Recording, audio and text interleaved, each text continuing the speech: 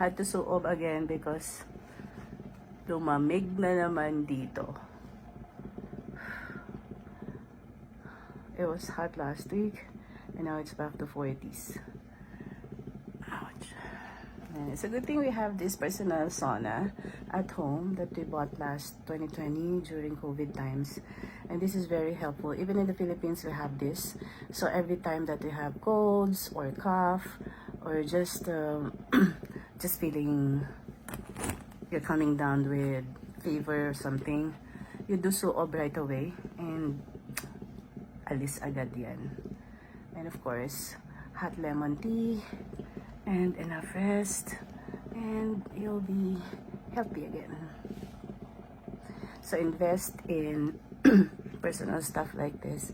This is just about 2,000 to 3,000 there in Lazada. Buy na kayo. This one is a little more expensive because we bought it here in Amazon. And iba yung quality. So medyo mas matibay, mas mahal. Pero meron naman yung simple lang. Like yung sa amin in the Philippines, ano lang siguro yung mga 3,000 pesos. And it's very, very useful for the entire family. Especially for kids. If you have kids and you don't want them to have fever, para maiwasan yung ubo, sipon, at maghawa-hawa sa family, let them do suob right away.